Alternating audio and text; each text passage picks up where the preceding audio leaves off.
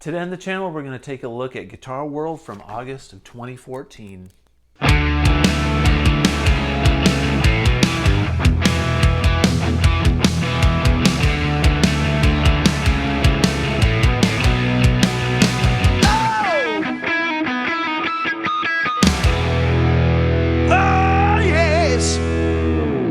Alright, today on the channel, we're going to take a look at Guitar World from August of 2014. Got Kirk here on the cover, sporting a Gibson Flying V. Looks like we've got a Metallica tab in here for Whom the Bell Tolls, Soundgarden, Fell on Black Days, The Who, The Real Me, Pharrell Williams, Happy. I think we'll skip that. Game of Thrones, the main title song. So, interesting suggestions and offerings back in 2014. 30th anniversary, Metallica, Ride the Lightning. So, cool. Let's dig in. Okay, we got us a PRS advertisement right off the bat. Even back then, PRS was promoting this 100-watt, 50-watt switchable amp. They make nice amps, gotta say. Slinky M Steel, world's longest, most expressive strings. Okay, let's see what we got here. SRM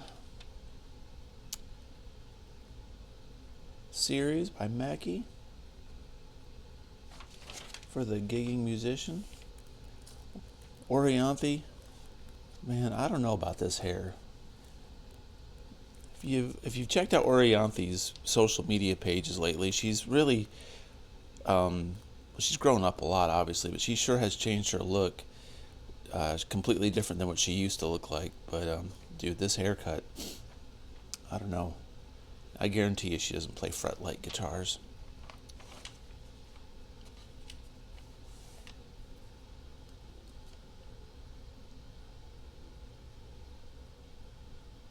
What is this? This Snark 9-volt supply.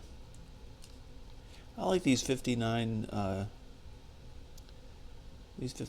what is it, MNOS Dan Electros. They're pretty cool. They're cheap little junky guitars, but they're funky. I like them. I've got a Sparkle Hodad Dan Electro. I should do a video on that thing. Probably get about 10 views on it. But I like it. Carvin. I like Carvin stuff. Carvin was cool. I used to look at all the Carvin magazines. I'd get them in the mail. I never ordered anything from Carvin, but I was always tempted. They really made some custom stuff that looked awesome at a good price. I want to say back in the 80s and 90s, you could get Carvins for like $900 to $1,100, custom ordered, with really nice flame tops and stuff, painted bodies, 3-body necks. Orange Crush, keep on going here.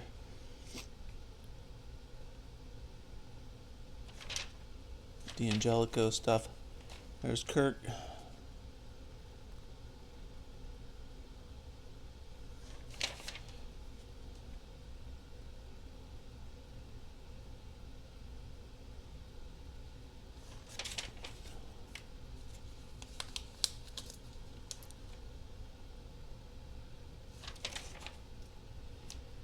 Alright, the sounding board. There's a Mick Mars thing here. Let's see what they got to say. 3 words about the June issue, the best cover ever. It's about time Mick Mars made the cover of Guitar World. As a crew fan for 30 years, I've always felt that Mick was the most underrated and uncelebrated component of the group. Thank you for finally righting that wrong. As many of you probably already know, John 5 has replaced Mick Mars. Mick Mars announced his retirement in Motley Crue, so that'll be interesting. I think John will do a good job. I think he's appropriate for the work. Look at this Led Zeppelin tattoo this guy's showing. Huh, pretty neat. Yeah, so Mick Mars is out. Mick Mars is in his mid-70s, I think. I mean, he's got degenerative bone disease. He's got some really bad health issues he's had for years, so glad to see him bow out respectfully and on his own terms. Living Color. Playing some boogies here. What do y'all think about Mick Mars and Motley Crue? Mick Mars retiring. Wonder what Rob Zombie's going to do for a guitar player. I wonder if Rob Zombie's going to focus more on movies and less touring, or what he's going to do. I haven't heard anything in the Rob Zombie camp on that. Of course, I haven't looked. There's the July NAMM back then in Nashville. I've never been to a NAMM. I'm going to confess. I can never get out to Anaheim. I'd love to. And living in Nashville, I've just never really felt like going to the Nashville NAMM. Maybe I'll go this year.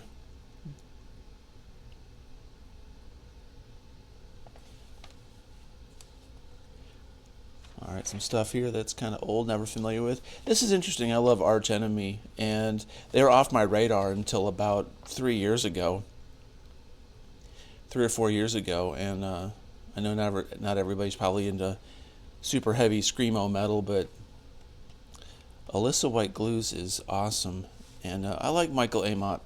They're a fun band, very aggressive, very melodic, but I think Alyssa was a great addition to that band.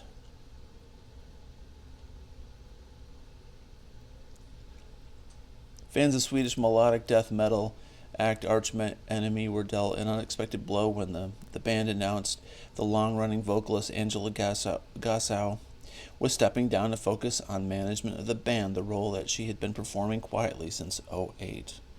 So yeah, Angela Gossow was the singer, and Alyssa was handpicked by her, and she's now the singer. So this band has gone on to equal success, probably I would even venture to say greater success now.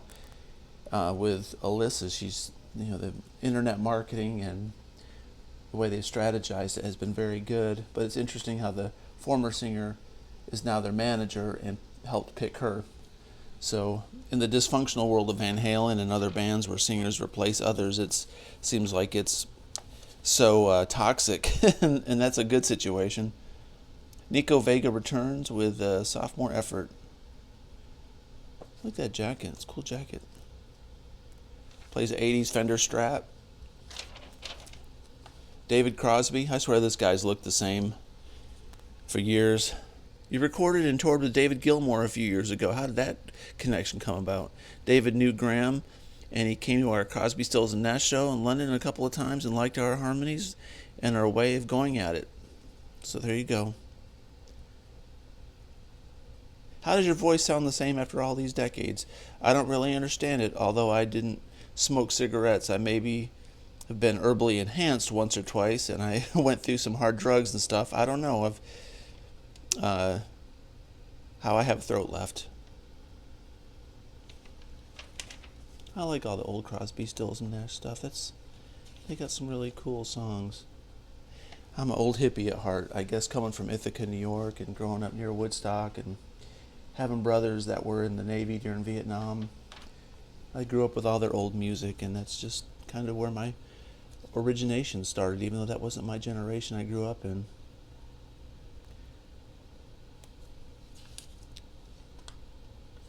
Okay, let's skip through some of this stuff here.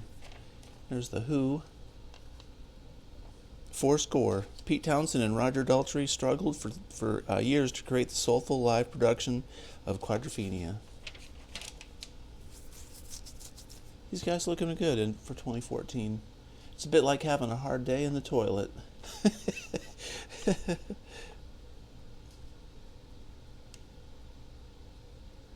What's left of what we are is Pete and me playing music. Roger Daltrey's spiky London accent comes crackling down the phone line. The Who's lead singer is trying to explain the rigors and challenges of performing Quadrophenia, the band's classic '73 album, in concert.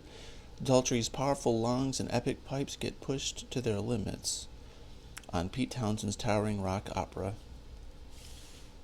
Okay, so they're promoting Quadrophenia live. I've never listened to that. Maybe something to check out. I made a great record with a built-in youth counseling services for no extra charge.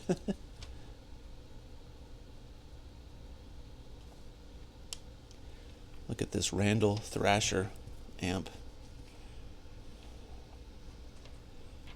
They kind of look cool. They look mean the way that they put the vents in the front like that.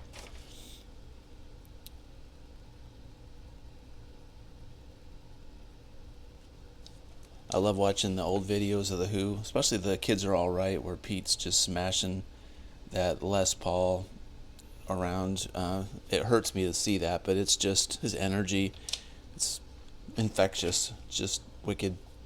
All right, here we go. We got the cover guy here, Kirk Hammett, on the 30th anniversary of Ride the Lightning. Talks about the making of Metallica's electrifying album that changed metal and put jolt in the band's career. I like Kirk. Say what you will about him, but I'm a fan. Tucked in a nondescript industrial tract north of San Francisco near San Pablo Bay, Metallica's headquarters is an oasis for both thrash fanatics and gearheads of every stripe. The massive studio dubbed HQ by the band has been Metallica's base of operations for writing rehearsals, demoing, and all-purpose hanging since late '01. In a rare case of reality trumping fantasy, it is a place that exceeds expectations. We've been invited to HQ to talk with Kirk Hammett about the 30th anniversary of Metallica's classic sophomore album Ride the Lightning, released on July 27th of 1984.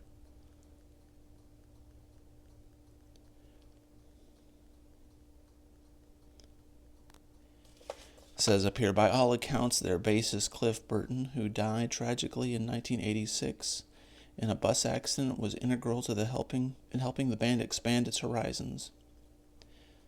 Cliff studied music in college, Hammett says. I had a grasp of music theory thanks to Joe Satriani, but Cliff went the whole length and learned music theory and everything. Yeah, you can hear that in those early compositions for sure. Most definitely. Ride the Lightning was the first time I had a blank slate to come up with guitar solos, and I had a effing field day. I bet he did.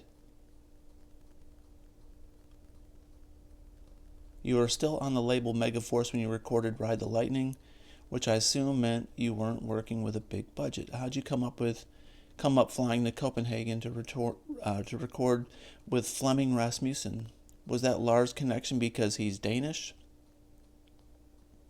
It was Lars' connection. Also, Ritchie Blackmore's Rainbow had recorded a couple albums there, Difficult to Cure and Bent Out of Shape, and they recorded really well. At that time, the studio time was cheaper in Europe. Make sense? Did you guys do a lot of writing in Denmark? I remember Fight Fire with Fire and Fade to Black were finished in the basement of a friend's house on Old Bridge, New Jersey. I think it was this guy named Metal Joe.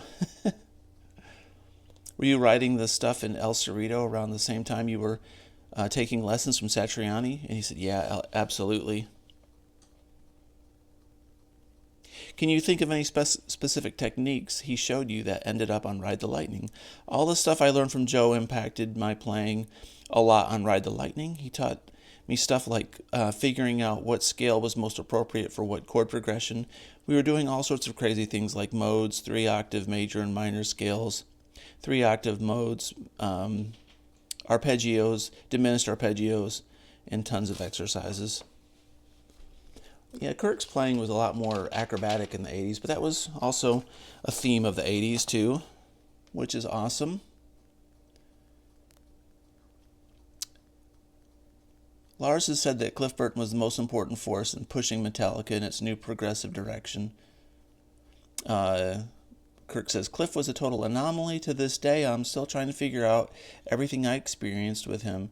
He was a bass player and played like a bassist. But freaking hell, a lot of guitar sounds came out of it.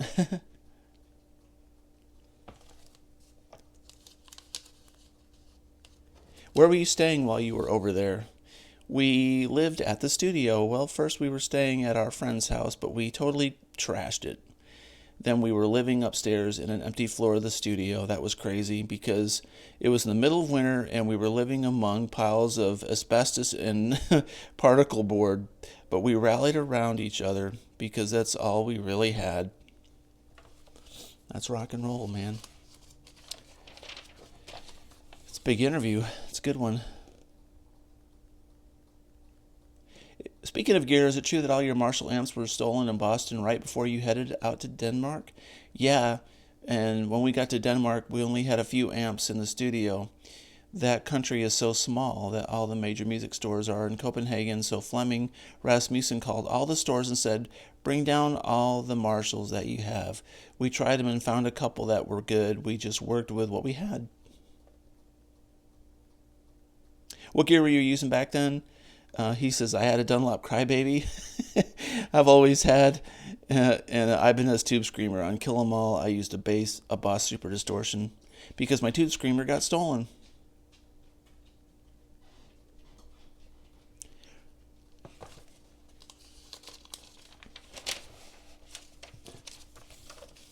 What else we got here? Ride the Lightning is also partially credited to your predecessor, Dave Mustaine. Were you conscious about constructing the solo in a way that really distinguished yourself from him? He had nothing to do with any of the guitar solos on Ride the Lightning. That was more of a situation with Kill 'Em All. For that record, I was the new guy on the block. I thought, okay, I'll start the solos the way Dave did, and then I'll go somewhere else. I heard a rumor that the instruments for Whom the Bell Tolls were slightly tuned sharp to match the opening bell that chimes. Nope, the chimes are slightly flatter. Laughs. Nah, it's not us. It's the chimes. Again, the bass intro was something Cliff came up with. That's pretty neat. Was that the end of that interview? Now it's continued much, much later. Sinister Gates playing this ugly Schecter. Dave Vincent of Morbid Angel up there. We'll talk about the Warped Tour here. We'll keep on moving.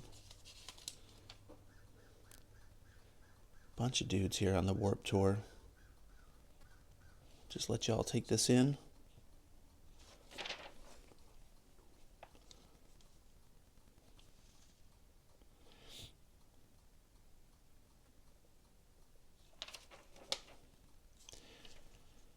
There's the Axe Effects too.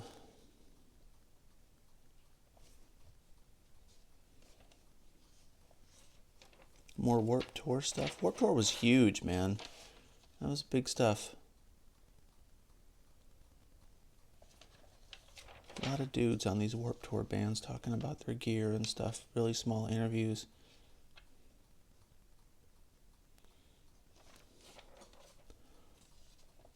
Soundgarden, The Great Unknown.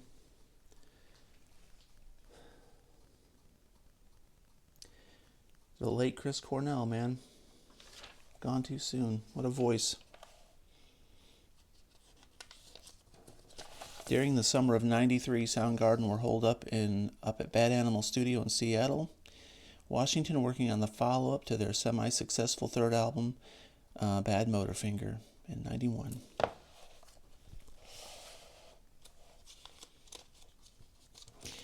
People often cite Super Unknown as Soundgarden's masterpiece. Do you agree?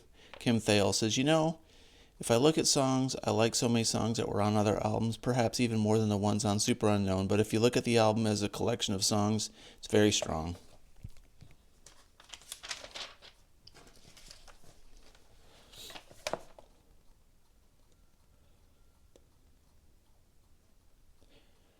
The record came out in March of '94 and was an immediate sensation, debuting at number 1 on the Billboard charts. How did the band react to the news of being number 1? Kim Thale says, we were in England and we were getting into an elevator in our hotel when our manager, Susan Silver, told us that the upcoming issue of Billboard magazine was going to list us number 1, and we knew it was a big deal and we were excited about it. But we weren't jumping up and down about it either. We thought the record would do well, but coming in at number 1 was a surprise.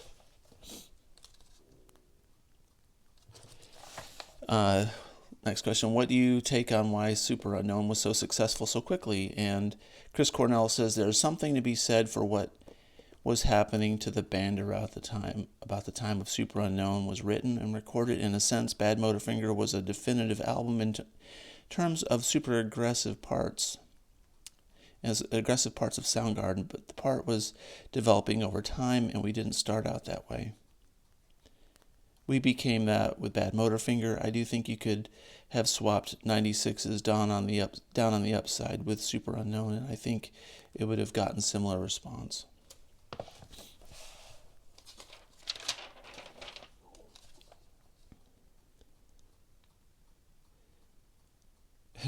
When you become as successful as we did with Super Unknown, things happen so quickly and everyone wants a piece of you.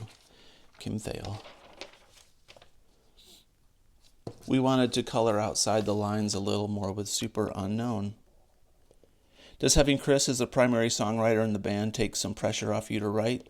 Kim Thale says, no, I don't see it that way at all because everyone likes writing songs. I certainly enjoy coming up with riffs and writing songs more than just playing guitar. The Super Unknown 20th Anniversary reissue package contains a lot of extras, demos, alternate takes, and various rarities. Was it fun to go back and uncover the material? Thale says, there were definitely some pleasant surprises and some serendipitous surprises. You're going through some things looking for one thing and something else turns up, and you're like, oh, I haven't heard that in like 20 years. I totally get that. That's a sweet looking Jackson.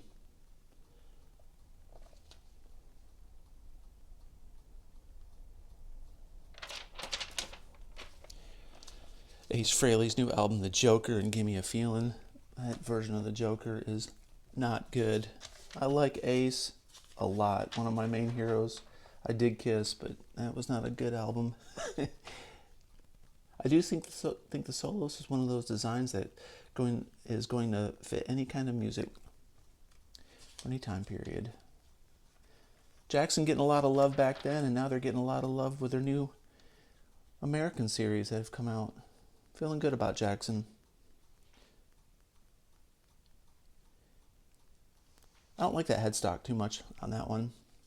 That matte black looks pretty slick though. I like it. It's hard for me to play fretboard without fret markers. Even though it's got the dots on the top, I struggle with it. My eyes aren't what they used to be either.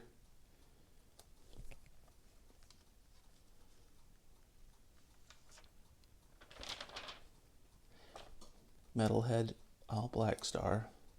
Black Star seems to get a lot of hate, but I've only played through them a few times. I think they're pretty decent. List price on this was $1,400.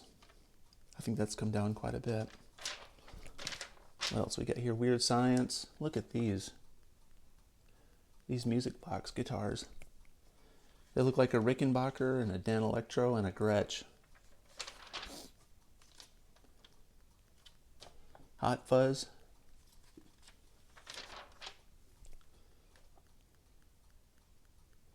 Electra Glide in black. Electra Omega by Chris Gill. I remember when these Eventide pedals came out. I always thought they were really cool, but I never got them. I had some buddies that had like 5 of them on their board. I was like, dude, that's insane. I wonder if people still use those a lot.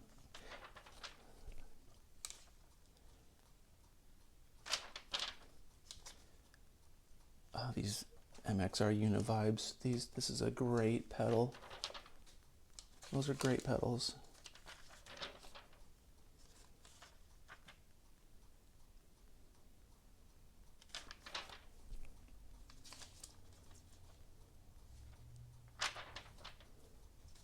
Skipping through some of these back page things real quick with the columns.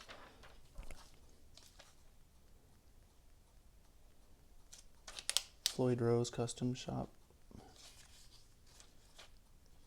Vibramate.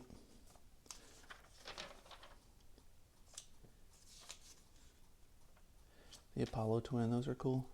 They work great. Alternative Energy making tracks. Dinosaur Jr. Performance tips on all the tunes. Giving you tips on how to get the sound and what to do.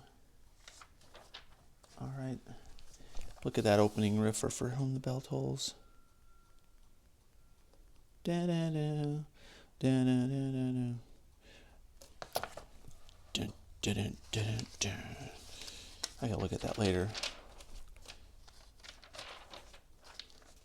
Fell on Black Days. I like that riff. That opening riff is cool. should check that out too. Alright, we'll get through this tablature. Sorry everybody for all this. I'm trying to keep this magazine centered as well. Get through these last bits of ads here. See if anything looks cool. Earthquaker devices. These little gimmicky pro hand stuff. I used to have one of those. I don't think they really work. They're just kind of something they're kind of like the fidget spinner for the guitarists in the family. We're going to skip past happy. We're just going to get past that. That is such a sign of the times of 2014. To this day at work, where I work, they still play that song during team meetings, and I'm like, oh my gosh. All right. I like Jimmy Page. That's a big jumbo. That Gibson, pretty sweet. Oh yeah, this is when they newly remastered an unreleased companion audio. I remember that at Best Buy.